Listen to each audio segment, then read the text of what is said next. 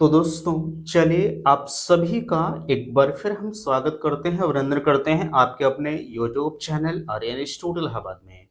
दोस्तों जैसा एक बोर्ड पर आप देख पा रहे हैं, आप सभी के बीच में अगर देखा जाए तो लगातार चैनल के माध्यम से यूपी डीएलएड फर्स्ट सेमेस्टर बाल विकास की बेहतरीन क्लासें आपके बीच में चैप्टर वाइज प्रोवाइड की जा रही हैं।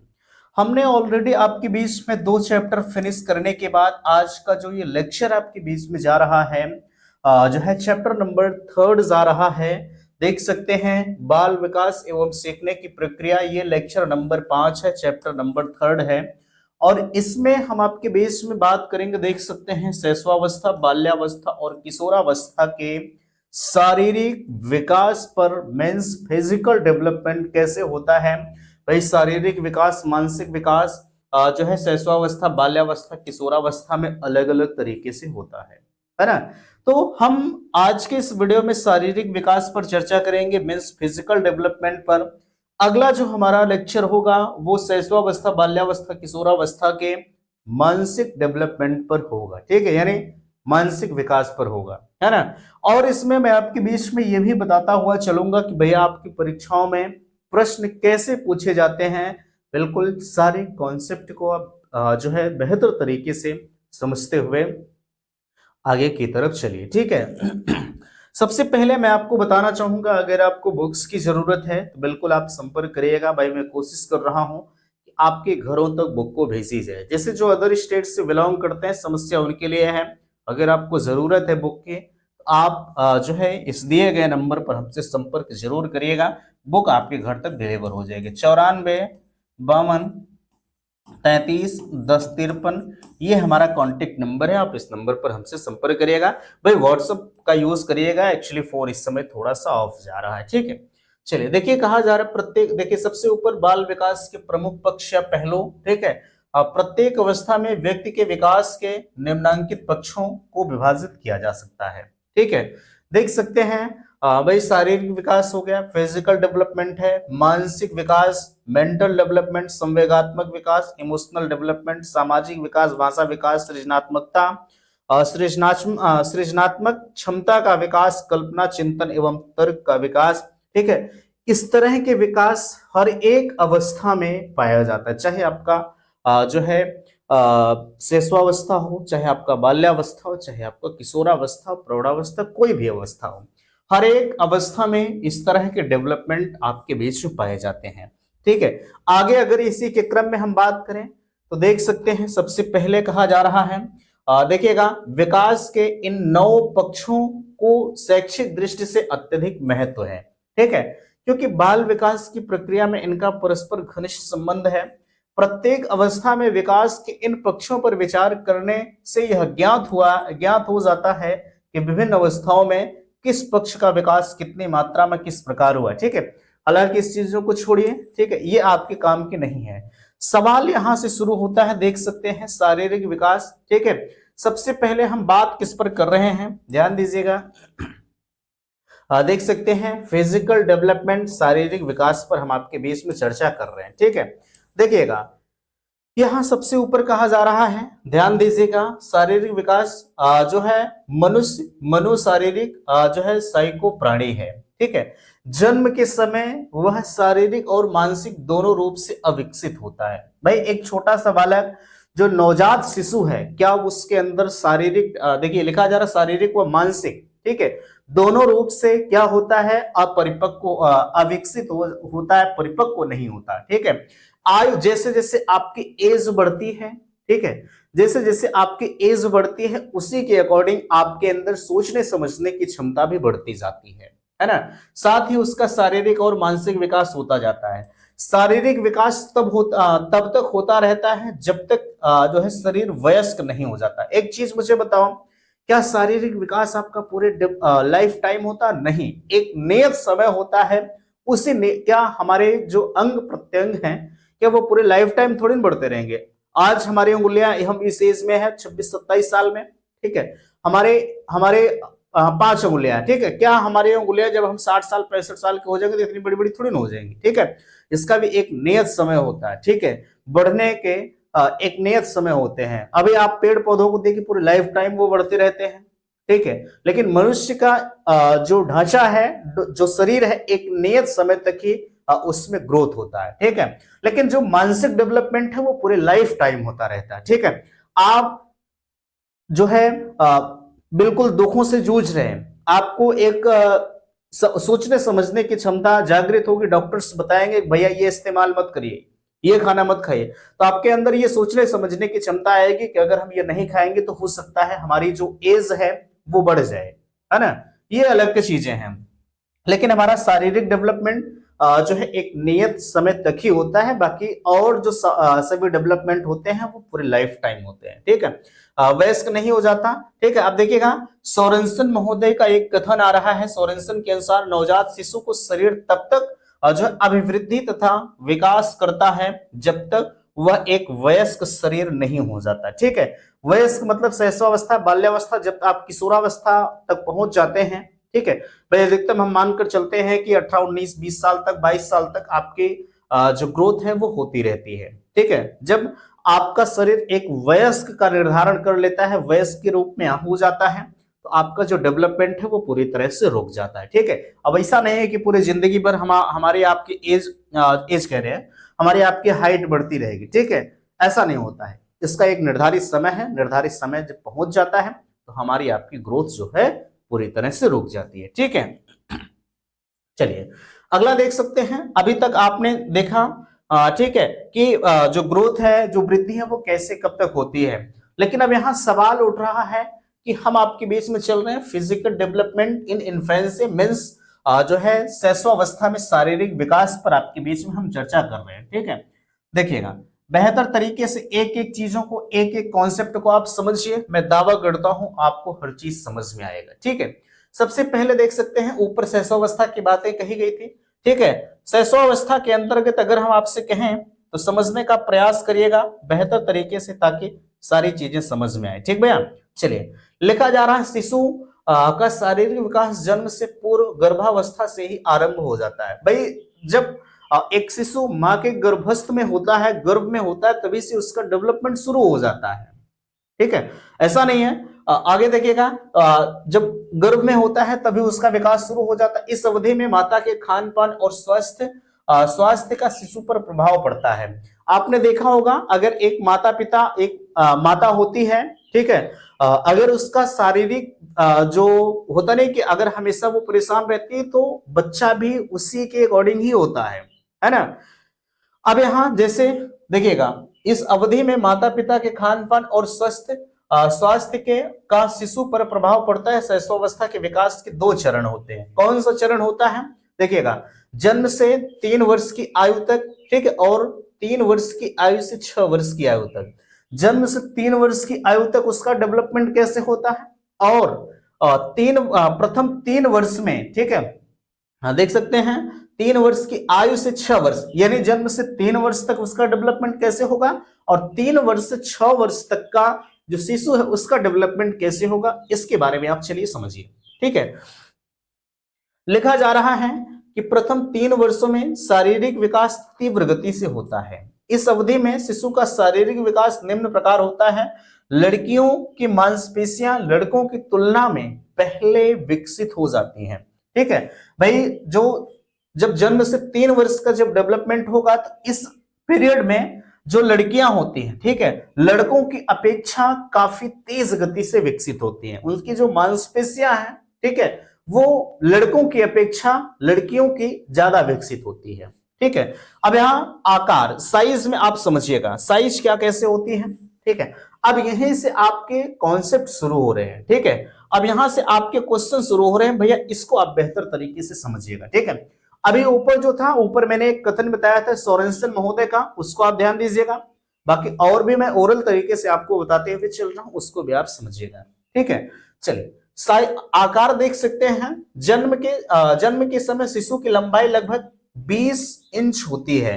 सवाल यहां पूछा जाता है, ठीक है, कि जन्म के समय एक शिशु की लंबाई कितनी होती है। ये एक अप्रॉक्स आंकड़ा है, ठीक है भाई। 20 इंच, 21 इंच आपके अगर बहुविकल्पी में आ रहा है ना, तो बहुविकल्पी के आंसर के ऊपर डिपेंड करेगा, लेकिन एग्जैक्टली आप इसको अप्रॉक्स मत मानकर चलिएगा, इसको आप बिल्कुल ध्यान दीजिएगा, ठीक है।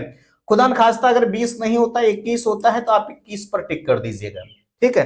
19 होता है तो 19 पर आप टिक कर दीजिएगा। आपके क्वेश्चन के पूछने के ऊपर, ऑप्शन के ऊपर डिपेंड करता है, ठीक है। लेकिन इस आंकड़े को आप ध्यान दीजिएगा। यह कहा जा रहा है जन्म के समय शिशु की लंबाई कितनी होती है? 20 इंच होती है। लड़कियां लड़कों से आधे इंच छोटी होती है। अब देखिएगा इनकी साइज, अभी आपने देखा मांसपेशियां लड़कियों की ज्यादा विकसित होती है, ठीक है। लेकिन अब यहां जैसे ही आप आ रहे हैं, लड़कियां लड़कों से आधे इंच छोटी होती हैं। ये अपवाद नहीं भैया, ऐसा नहीं है कि हम रूढ़वादिता फैला रहे, नहीं। जो हमारा साइकोलॉजी कह रहा है मैं उसी चीज को आपके बेस में बता रहा हूं, ठीक है। बाकी आप खुद समझदार हैं, आप खुद इस देखिए, जो हमारी साइकोलॉजी है उसको मैं जरूर हमेशा कहता हूं कि आप सब अपने दैनिक जीवन में उतार कर दें। आपके घर में छोटे छोटे बच्चे होंगे, बच्चों पर इसका प्रैक्टिकली नॉलेज देखिए, ठीक है, कि क्या वाकई में जो यहाँ चीजें बताई जा रही हैं वो फैक्ट हो रही है या नहीं हो रही है ना। ऐसे मजा आएगा, ठीक है। आधे इंच छोटी होती है। प्रथम वर्ष में शिशु की लंबाई जो है 27 से 28 इंच। अभी जो है जब जन्म होता है तो कितनी होती है? 20 इंच होती है। लेकिन जब 1 साल इनका बीत जाता है तो 1 साल में इनकी जो लंबाई होती है वो 27 से 28 इंच हो जाती है। दूसरे वर्ष में 31 से 33 इंच और 6 वर्ष तक जो है 40 से 44 इंच हो जाती है, ठीक है। ये आंकड़ा भैया मैं जरूर आपसे कहूंगा, इस आंकड़े को जरूर आप याद रखिएगा, ठीक है, क्योंकि मोस्ट इंपॉर्टेंट है। बहुविकल्पीय में इसी तरह से क्वेश्चन आपके बेस में पूछे जाएंगे, ठीक है। अब आप ऐसा मत करिएगा कि इसको हम मिस कर दें, ठीक है। अच्छा, डायरेक्टली आपसे पूछ लेगा कि शैशवावस्था में शारीरिक डेवलपमेंट पर प्रकाश डालिए, ठीक है। तो जब प्रकाश डालेंगे तो इसी तरह से आपको लिखना पड़ेगा, है ना। ये क्वेश्चन अगर प्रकाश डालने के लिए पूछेगा तो 2 नंबर में पूछेगा, 1 नंबर में नहीं पूछेगा। अगर 1 नंबर में पूछेगा तो पूछ लेगा कि शैशवावस्था में जो है शिशु की लंबाई कितनी होती है, जन्म के समय शिशु की लंबाई कितनी होती है, या पूछ लेगा कि शैशवावस्था में जो है प्रथम 1 वर्ष में शिशु की लंबाई कितनी होती है, या पूछ लेगा कि शैशवावस्था में दूसरे वर्ष शिशु की लंबाई कितनी होती है, या पूछ लेगा कि शैशवावस्था में शिशु की 6 वर्ष उम्र तक जो है शिशु की लंबाई कितनी होती है। इसी तरह से क्वेश्चन पूछने की प्रकृति पाई जाती है, ठीक है। सॉरी, चलिए भैया अब आप वेट को देखिएगा, भार को पढ़िएगा, ठीक है। अब यहां कहा जा रहा है नवजात शिशु का भार 6 पाउंड होता है, ठीक है। नवजात शिशु का भार कितना पाउंड होता है? 6 पाउंड होता है। और प्रथम 6 माह में शिशु का भार दोगुना हो जाता है। दोगुना का मतलब 12 पाउंड हो जाता है, ठीक है। आगे कहा जा रहा है कि 1 वर्ष में 3 गुना हो जाता है, और यहाँ 3 वर्ष में 20 से 25 पाउंड हो जाता है। ध्यान दीजिएगा, अब वेट को भी आप समझिएगा, ठीक है भैया, किसी चीज को मिस नहीं करेंगे। बाकी आपकी मर्जी, आपको एग्जाम देना है, ठीक है। हमारा जो काम है बेहतर कॉन्सेप्ट को प्रोवाइड करना, पढ़ना आपको है, ठीक है। चलिए अब यहां देखिएगा, पाउंड क्या कहा जा रहा है? 3 गुना हो जाता है। 3 वर्ष में लगभग 20 से 25 पाउंड, और 6ठे वर्ष तक 40 पाउंड हो जाता है, ठीक है। अब यहां देखिएगा मसल्स के बारे में पढ़िएगा, है ना। क्वेश्चन कैसे पूछा जाता है, जैसे मैंने आपको ऊपर बताया उसी तरह से क्वेश्चन भी पूछा जाएगा। मसल्स के बारे में, शिशु की मांसपेशियों का भार उसके शरीर के कुल वजन का 24% होता है, ठीक है। धीरे धीरे यह भार बढ़ता है। उनकी भुजाओं का विकास तेज गति से होता है। प्रथम 2 वर्ष में जो भुजाएं 2 गुनी तथा टांगे लगभग 1.5 गुनी हो जाती हैं। 6 वर्ष की आयु तक जब उसकी मांसपेशियों में लचीलापन होता है, ठीक है। चलिए आगे देखिएगा। अब हड्डियों की संख्या काफी जो है इंपॉर्टेंट रखती है, जो कि पूछा जाता है, ठीक है। लोग पूछ लेते हैं कि नवजात शिशु में कितनी हड्डियां पाई जाती हैं। समझिएगा, कहा जा रहा है कि नवजात शिशु में हड्डियां छोटी, मुलायम तथा लचीली होती। इनकी कुल संख्या कितनी होती है? 207 होती है। और यहां देखिएगा हड्डियां कैल्शियम, फास्फोरस तथा अन्य खनिज पदार्थों से मजबूत होती हैं। भाई जब शिशु जमीन पर आता है, ठीक है, तो माँ का जो दूध है वो शिशु के लिए सबसे सर्वोत्तम आहार माना जाता है। वो बेशक अलग का मामला है कि लोग बाहर से दूध लाकर पिलाते हैं, लेकिन अगर बेहतर विकास करना है तो माँ का दूध ही सबसे सर्वोत्तम होता है। ठीक है, तो यहां कहा जा रहा है कि जैसे जब उसकी हड्डियां जो होंगी वो लचीली होती हैं, लेकिन जब शिशु खान पान करेगा बेहतर तरीके से, देख सकते हैं फास्फोरस खनिज पदार्थ से मजबूत होते हैं भाई। जब दूध वगैरह पिएगा माँ का, ठीक है, तो जो उसमें खनिज है, फास्फोरस है, ये सब सारी चीजें पाई जाएंगी। ठीक है, अब कहा जा रहा है इस अस्थिकरण जो है प्रक्रिया कहते हैं जो है लड़कियों का अस्थिकरण लड़कों की अपेक्षा शीघ्र होता है। ठीक है, चलिए यहां तक की चीजें क्लियर हो गई। पूछ लिया जाता है कि नवजात शिशु में कितनी हड्डियां पाई जाती हैं, आप कहेंगे 207 पाई जाती हैं। ठीक है, अब यहां ध्यान दीजिएगा, टीथ के बारे में पूछा जा रहा, दांत के बारे में। ठीक है, जन्म के बाद 7वें माह में दांत निकलना आरंभ हो जाता है। ठीक है भाई, ये प्रैक्टिकली नॉलेज आप देख सकते हैं, मुझे बताने की जरूरत नहीं है। अगर आपके घर में छोटा सा बालक पैदा हुआ है, आप डेट लिख लीजिए कि हाँ किस डेट में वो पैदा हुआ है ना, तो आप उसी से 6-7 महीना काउंट कर लीजिए। ठीक है, जो यहां पर चीजें बताई जा रही, ये हम साइकोलॉजी वाला नॉलेज आपको दे रहे हैं। ठीक है, बाकी फिजिकली तो आप खुद देख सकते हैं, मुझे कहने की जरूरत नहीं है। ठीक है, कहा जा रहा है जन्म के बाद 7वें माह में दांत निकलना आरंभ हो जाता है। ये दांत अस्थायी होते हैं, जिसे हम क्या कहते हैं, दूध के दांत होते हैं, जो धीरे धीरे करके वो गिर जाते हैं, है ना। अब जैसे जब दांत टूट जाते हैं तो जो बच्चा होता है वो कहता है हमारा दांत टूट गया, बड़ा मजा आता है उसको, है ना। आगे देखिएगा, इन्हें दूध के दांत कहते हैं। 1 वर्ष की उम्र तक इनकी संख्या 8 हो जाती है। लगभग 4 वर्ष की उम्र तक जो है दूध के सभी दांत क्या होते हैं, गिर जाते हैं। ठीक है, अब इसके बाद ये दांत गिर जाते हैं और 5वें वर्ष की आयु से अस्थायी दांत निकलने लगते हैं। ठीक है, पूछा जाएगा कि अस्थायी दांत कब से निकलने लगते हैं, किस उम्र तक जाने के बाद निकलने लगते हैं, आप कहेंगे 5 वर्ष के बाद जो है इनके दांतों की संख्या अस्थायी होने लगती है। ठीक है, चलिए अगला आपके बीच में है, बेहतर तरीके से देखिएगा। ठीक है, अब कहा जा रहा है सिर एवं मस्तिष्क जो है, ठीक है, पड़ेगा। नवजात शिशु के जो सिर की अपेक्षा शरीर की अपेक्षा सिर जो है शरीर की अपेक्षा क्या होता है, बड़ा होता है ना। जन्म के समय सिर की लंबाई जो है उसके शरीर की 1/4 होती है। ठीक है, क्या होता है, जन्म के समय सिर की लंबाई जो है शिशु के शरीर की 1/4 होती है। प्रथम 2 वर्ष में सिर बहुत तेजी से बढ़ता है। ठीक है, पहला जो 2 वर्ष है मैंने आपको बताया है, जब शैशवावस्था में पढ़ा रहे थे, ठीक है, तो लगभग 5 से 6 वर्ष तक जो शिशु का डेवलपमेंट होता है वो बहुत तीव्र गति से होता है। ठीक है, अब देखिएगा प्रथम 2 वर्ष में जो है सिर बहुत तेज गति से बढ़ता है। इसके बाद इसकी जो विकास की गति है वो मंद पड़ जाती है।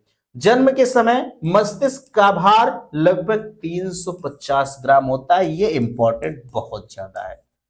ठीक है, इसको इंपॉर्टेंट आप कर लीजिएगा भैया। ठीक है, पूछा जाता है, कैसे पूछा जाएगा, पूछ लेगा कि जन्म के समय शिशु के सिर की लंबाई सिर का भार कितना होता है, तो आप कहेंगे 350 ग्राम होता है। या आपसे पूछ लेगा, देख सकते हैं 1260 ग्राम, 1260 ग्राम। ठीक है, 6 वर्ष तक की आयु का जो बालक है, जो शिशु है, उसके सिर की जो वेट है, जो भार है वो कितना होगा, तो आप कहेंगे 1260 ग्राम होगा। ठीक है, चलिएगा अब यहां देखिएगा आंतरिक अंगों का विकास। ठीक है, चलिए कहा जा रहा है जन्म के समय आंतरिक अंगों का जो विकास है, इसमें 5 अंग, फेफड़ा है, मांसपेशियां हैं, स्नायु मंडल है, रक्त संचार अंग, उत्पादक अंग एवं ग्रंथियों का विकास होता है। ठीक है, चलिए यहां तक अभी आप ये ऊपर क्या पढ़ रहे थे, ये ऊपर भैया आप पढ़ रहे थे कि शैशवावस्था में शारीरिक डेवलपमेंट कैसे होता है। ठीक है, अब यहां आपके बीच में आ रहा बाल्यावस्था में शारीरिक विकास। ठीक है, शैशवावस्था आपने पढ़ लिया बेहतर तरीके से। ठीक है, शैशवावस्था की एज क्या होती है, जन्म से 5 या 6 वर्ष। ठीक है, जन्म से 5 या 6 वर्ष होती है। ठीक, ये पूछा जाता है ये भी। ठीक है, अब आप आइए बाल्यावस्था पर।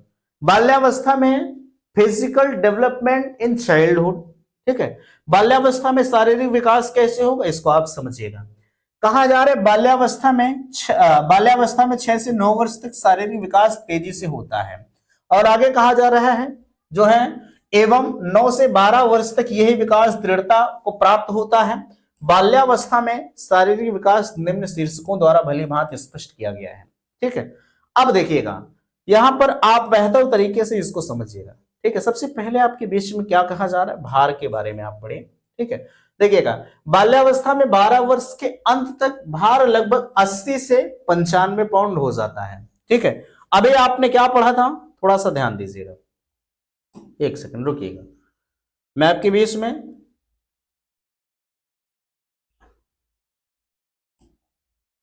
चलिए देखिएगा, थोड़ा सा मैं आपको शैशवावस्था पर लेकर आना चाहूंगा, एक सेकंड रुकिएगा। देखिएगा यहां आपसे क्या कहा जा रहा है, भार के बारे में, नवजात शिशु का भार, ये नवजात शिशु की बात छोड़िए। ठीक है, हम आप देखिएगा छठे वर्ष 40 पाउंड हो जाता है। ठीक है, किसका भार, नवजात शिशु का, छठे वर्ष। ठीक है, अब मैं आपको लेकर चल रहा हूं, थोड़ा सा ध्यान दीजिएगा। ठीक है, ये तो किशोरावस्था आ गया, बाल्यावस्था देखिए। ठीक है, देखिएगा यहां क्या हो जाता है, देखिएगा 12 वर्ष तक इसका जो भार है वो 80 पाउंड कहीं ना कहीं दुगना हुआ कि नहीं हुआ। ठीक, 80 से 95 पाउंड हो जाता है। यही आपको कंफ्यूज करते हैं मेरे भाई। ठीक है, कंफ्यूजन कैसे क्रिएट करते हैं कि शैशवावस्था का आपने याद किया है, बाल्यावस्था का भूल गए हैं। ठीक है, या बाल्यावस्था का याद किए हैं, शैशवावस्था का भूल गए, किशोरावस्था का भूल गए, यही आप कंफ्यूजन क्रिएट करते हैं। ठीक है, कि शैशवावस्था में इतना होता है, बाल्यावस्था में कितना होगा, बाल्यावस्था में इतना होता है, शैशवावस्था में कितना होगा, है ना, ये कंफ्यूजन क्रिएट करते हैं। इसलिए इनको आप बेहतर तरीके से याद करिए। ठीक है, अगर भूल गए तो मामला वहीं गड़बड़ हो जाता है, एक नंबर आप गायब करके चले आएंगे। ठीक है, 95 पाउंड होता है। लड़कियों का वजन लड़कों से अधिक होता है, इसलिए उनकी जो है किशोरावस्था में शीघ्र जो है आरंभ हो जाता है। ठीक है, अब देखिएगा साइज को आप पढ़ लीजिए भैया, आकार को, बाल्यावस्था में लंबाई में मंद गति से वृद्धि होती है, शैशवावस्था में काफी तीव्र गति से होती है। ठीक है, लड़कियों की लंबाई जो है लड़कों से 1 इंच अधिक होती है, लड़कियां आगे हैं बाल्यावस्था में लड़कों से। ठीक है, और इसके साथ साथ लंबाई और वंशानुक्रम का भी प्रभाव पड़ता है। ठीक है, लंबाई और यहाँ हेरिडिटी मीन्स वंशानुक्रम का भी प्रभाव जो है बाल्यावस्था में आकर पड़ता है। अभी हम बोन्स के बारे में आप पढ़िए।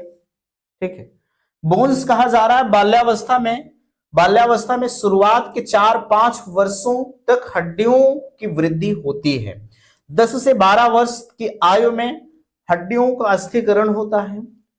लगभग 6 वर्ष की आयु में हड्डियों में कड़ापन आने लगता है और हड्डियां अस्थिकरण जो है 1 साल पहले आरंभ हो जाता है। मीन्स यहां देखिएगा जो हमारा शैशवावस्था है उसमें हड्डियां काफी लचीली होती है। ठीक है, लेकिन जब जैसे जैसे बालक की एज बढ़ती जाएगी, ठीक है, बालक की जो जब एज बढ़ती जाएगी तो जो उसकी हड्डियां हैं वो धीरे धीरे मजबूत होती हुई चली जाएंगी, है ना। चलिए आगे आप पढ़िएगा भैया, मांसपेशियां जिसको हम मसल्स कहते हैं, ध्यान दीजिएगा मसल्स पढ़िएगा। बालक की मांसपेशियों का भार 8 वर्ष तक की उम्र तक पहुंचते पहुंचते उसका कुल भार लगभग 27% हो जाता है। ठीक है, ये मसल्स के बारे में आप देख सकते हैं, ये बात किसकी की जा रही है, ये जो है शैशवावस्था बाल्यावस्था की बात की जा रही है, जिसकी एज कितनी होती है, जो है 6 से 11 या 12 वर्ष तक होती है। ठीक है, चलिएगा बालक की मांसपेशियों का भार जो है 8 वर्ष की उम्र तक पहुंचते पहुंचते उसकी कुल भार के लगभग 27% हो जाती है और शारीरिक परिवर्तन पर इन ग्रंथियों का स्राव का भी बहुत प्रभाव पड़ता है। सिर और मस्तिष्क के बारे में देखिएगा, इसमें बहुत ज्यादा मुझे समझाने की जरूरत नहीं है। ठीक है, जो समझाने की जरूरत होगी वहां मैं आपको बताऊंगा, क्वेश्चन कैसे पूछा जाएगा उसके बारे में भी मैं आपको बताऊंगा। ठीक है, आप परेशान मत होइएगा। आगे सिर एवं मस्तिष्क, बाल्यावस्था में जो है बाल्यावस्था में सिर के आकार में परिवर्तन होता रहता है, किंतु अन्य अंगों का अनुपात में सिर बड़ा होता है। बाल्यावस्था में मस्तिष्क का आकार व भार की दृष्टि से जो है लगभग पूर्ण विकास हो जाता है। ठीक है, कहा जा रहा बाल्यावस्था में मस्तिष्क का आकार व भार की दृष्टि से लगभग पूर्ण विकास हो जाता है। ठीक है, अब यहाँ टीथ के बारे में आप पढ़ लीजिए, दांत के बारे में। ठीक है, 6 वर्ष की उम्र में दूध के दांत गिरने लगते हैं। ये तो मैंने आपको जब शिशुअवस्था पढ़ा रहा था तो उसमें भी मैंने अभी आपको बताया था। ठीक है, आगे 12-13 वर्ष की आयु तक अस्थायी दांत निकल आते हैं और दांतों की संख्या जो है कितनी हो जाती है, 27 से 28 हो जाती है। ये आप कॉन्सेप्ट को याद रखिएगा। ठीक है, 12 से 13 वर्ष तक जो अस्थायी दांत निकल आते हैं और दांतों की संख्या 12 से 13 वर्ष में दांतों की संख्या कितनी होती है, फैक्ट किसी तरह से पूछा जाएगा। ठीक है, 27 से 28 होती है।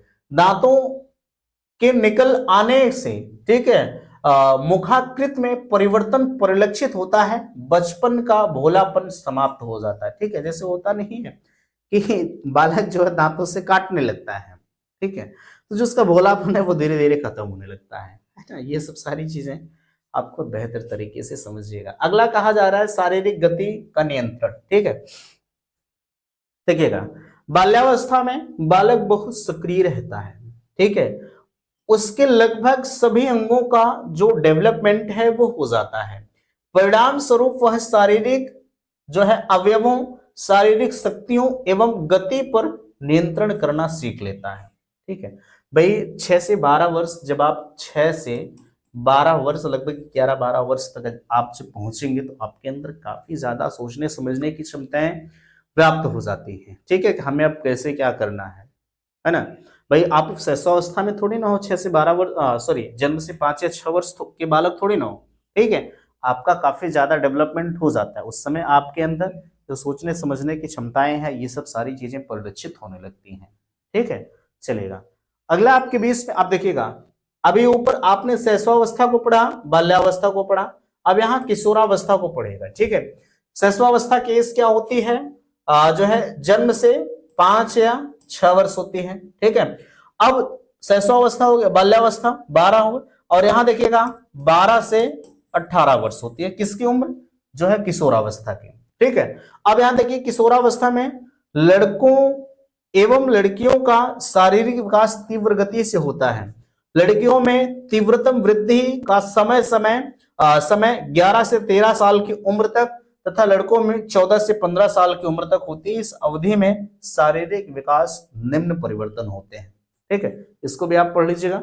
लड़कियों में जो तीव्रतम विकास है वो जो है 11 से 13 वर्ष तक होता है, और लड़कों में जो तीव्रतम विकास है वो 14 से 15 साल तक होता है। ठीक है, ये भी आपको, ये कॉन्सेप्ट आपको याद करने वाला है। ठीक है, अब इसको ऐसे मत छोड़ दीजिएगा कि चलिए वो तो हवा हवाई है, छोड़ देते हैं, कोई दिक्कत नहीं। ठीक है, छोड़ देंगे तो भैया नुकसान कर जाएगा। चलेगा, भार पढ़ लीजिएगा। किशोरावस्था की बात की जा रही है। ठीक है, किशोरावस्था में लड़कों का वजन लड़कियों से ज्यादा होता है। किसका वजन, लड़कों का वजन लड़कियों से ज्यादा होता है। अगला कहा जा रहा है, इस आयु के अंत में लड़कों का वजन लड़कियों की तुलना में 25 पाउंड अधिक होता है। ठीक है, कितना पाउंड अधिक होता है, 25 पाउंड अधिक होता है। किस उम्र में, आप कहेंगे किशोरावस्था में। ठीक है, अब यहां लंबाई पढ़ लीजिएगा। इस अवस्था में लंबाई जो है तीव्र गति से बढ़ती है। ठीक है, लड़कियों की लंबाई लगभग 16 साल तक एवं लड़कों की लंबाई लगभग 18 साल तक इसके बाद भी जो है बढ़ती रहती है। लगभग 14 वर्ष की उम्र में जो है वे अपनी वयस्क ऊंचाई का लगभग 90% प्राप्त कर लेते हैं। यानी कहा जाए आप 14 से 15 साल तक, ठीक है, 14 से 15 साल तक जो आपकी हाइट है वो लगभग जो है 90% बढ़ जाती है ना, ये इसमें कहा जा रहा है। ठीक है, अब यहाँ हड्डियों की संख्या देख लीजिए। इस अवस्था में हड्डियों में लचीलापन नहीं होता है। ठीक है, कठोर हो जाती है, अस्थिकरण की प्रक्रिया पूरी हो जाती है। ठीक है, आगे आप समझिएगा, सिर एवं मस्तिष्क के बारे में देख लीजिए। ठीक है, सिर व मस्तिष्क का जो अधिकतम वृद्धि है बाल्यावस्था में होता है। ठीक है, किशोरावस्था में भी जो है जारी रहती है। 15 या 16 साल में सिर का लगभग पूर्ण विकास हो जाता है और इसका जो भार है वो 1200 से 1400 ग्राम तक होता है। ठीक है, अभी आपने जब बाल्यावस्था को शायद पढ़ा था, ठीक है, तो उसमें जो इसका भार बताया गया था 1260 ग्राम बताया गया था, ठीक है। अब यहाँ पर देख सकते हैं जैसे ही आपने किशोरावस्था में प्रवेश किया, जो इसका भार है वो 1400 ग्राम तक बताया जा रहा है, ठीक है। अब आगे पड़ेगा अन्य अंगों का विकास, ठीक है। अन्य अंगों का विकास देख सकते हैं लास्ट आपके बीच में है, ठीक है, अच्छा नहीं लास्ट में एक और है, ठीक है, एक पेज और है।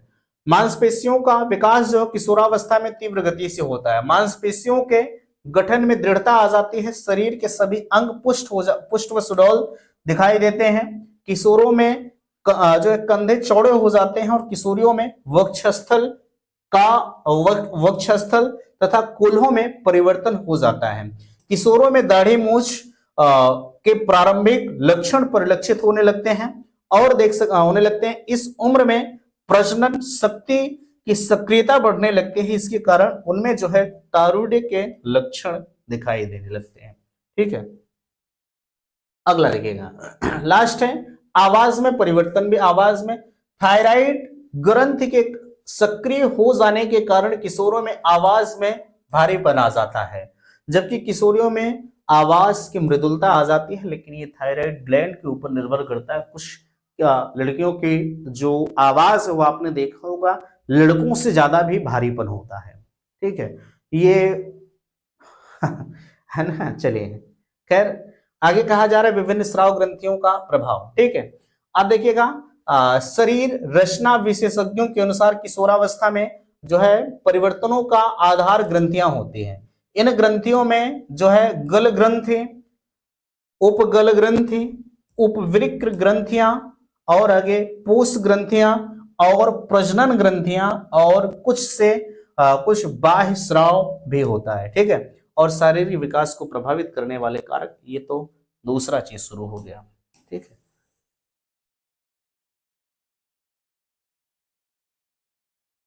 चलिए देख लीजिए इसको भी, अगर आ ही गया है तो देख लीजिए भाई, ठीक है, कोई दिक्कत नहीं है। देख सकते हैं शारीरिक विकास को जो है अनेक घटक प्रभावित करते हैं, जिनमें से कुछ प्रमुख अधोलिखित हैं। वंशानुक्रम, बालक के विकास पर माता पिता के स्वस्थ शारीरिक रचना, पूर्वजों के गुण दोष का प्रभाव पड़ता है। स्वस्थ माता पिता की संतान प्रायः स्वस्थ होती है, रोगी तथा निर्बल माता पिता की संतान प्रायः रोगी और निर्बल होती है। ये हमारे वंशानुक्रम पर निर्भर करता है।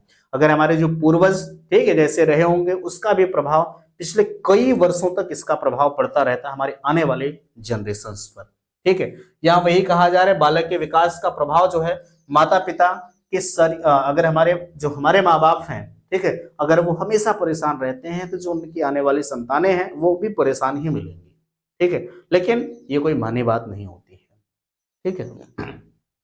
लेकिन अब जो हमारी साइकोलॉजी कह रहे हैं भाई उसको भी हमें ध्यान में रखना है, ठीक है। वातावरण का भी प्रभाव बच्चों पर पड़ता है। बालक के विकास में वातावरण की महत्वपूर्ण भूमिका होती है। शुद्ध वायु जो है, पर्याप्त धूप तथा स्वच्छ वातावरण जो है मिलने पर बालक का जो विकास है वो उचित ढंग से होता है। इसके विपरीत जो है प्रतिकूल वातावरण में बालक का विकास उचित ढंग से नहीं हो पाता, ठीक है। अब यहाँ भोजन को देख लीजिए, ठीक है, भोजन को देख लीजिए भैया। कहा जा रहा है कि बालक का समुचित विकास पौष्टिक एवं संतुलित आहार पर निर्भर करता है। सोरेनसन के अनुसार पौष्टिक भोजन थकान व प्रबल शत्रु और शारीरिक विकास को परम मित्र हैं। यानी आपने देखा होगा कि आज के समय में जो माताएं बहनें होती हैं बालक को कितना टेस्टी भोजन देती हैं, जैसे कहीं मैगी हो गया, कहीं ये जो फास्ट फूड वाली बातें नहीं होती हैं वो काफी नुकसानदायक होती है। कभी भी बच्चों को लंच के रूप में फास्ट फूड का इस्तेमाल मत करिएगा, ठीक है। पारिवारिक स्थिति पर निर्भर करता है। परिवार और सामाजिक, आर्थिक एवं सांस्कृतिक स्थिति का भी बालक के विकास पर प्रभाव पड़ता है, ठीक है। परिवार के रहन सहन, खान पान, रीति रिवाज एवं सामाजिक प्रथाओं का भी बालक पर प्रभाव पड़ता है। परिवार की स्थिति अगर ठीक नहीं है, ठीक है, जैसे बालक आज आपसे 10 रुपया मांगा, उसे आप नहीं दे पा रहे हैं, तो उसके दिमाग में कुंठा व्याप्त होगी, ठीक है। और जब कुंठा व्याप्त होगी तो वो कहीं ना कहीं गलत करने पर आ जाएगा, ठीक है। कि हमें कहीं हमारी जो भाई जब उसकी आवश्यकताओं की पूर्ति नहीं होगी तो कहीं ना कहीं बालक गलत करेगा ही करेगा, ये तय है, ठीक है। क्योंकि आज के समाज में ये देखा जा रहा है ना। उसके रहन सहन पर भी निर्भर करता है, उसके आस पड़ोस पर भी निर्भर करता है कि उसके आसपास के लोग कैसे, ठीक है, क्योंकि भाई वो अपने आसपास में खेलने कूदने जरूर जाएगा। आगे देख सकते हैं विश्राम एवं निद्रा। थकान को दूर करने के लिए विश्राम एवं निद्रा आवश्यक है।